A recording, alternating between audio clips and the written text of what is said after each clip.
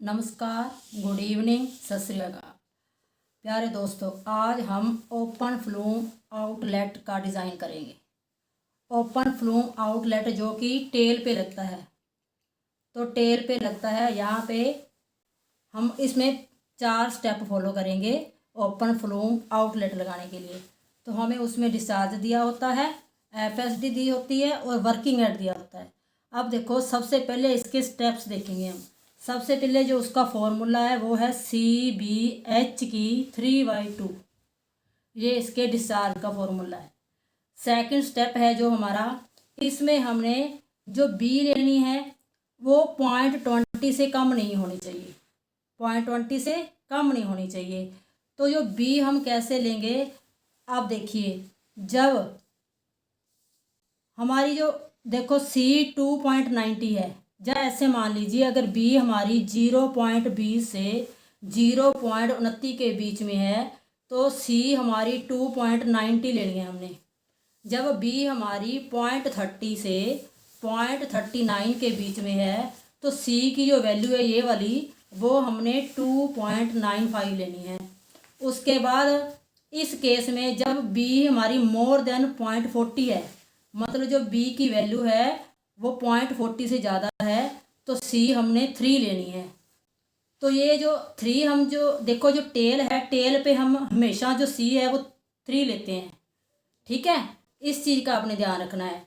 उसके बाद है MMH निकाल लेंगे हम। जो इसमें ओपन फ्लूम में हम MMH निकालते हैं ना, तो वो 0.20 होता है H की वैल्यू का। जो हमारी H आ जाएगी यहाँ से, तो उसका 0.20 MMH आ जाएगा हमारा। अब देखिए, हमने सेटिंग वाला फॉर्मूला वही है जो हमने APM में लगाया था। तो क्या लगाया था हमने फॉर्मूला,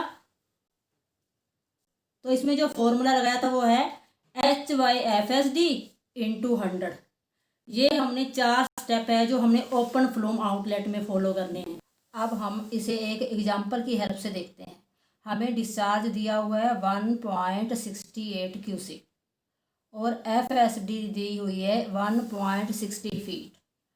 अब देखो, जो जब FSD बहुत ज़्यादा कम हो टेल पे तो हमें COF लगाना पड़ता है।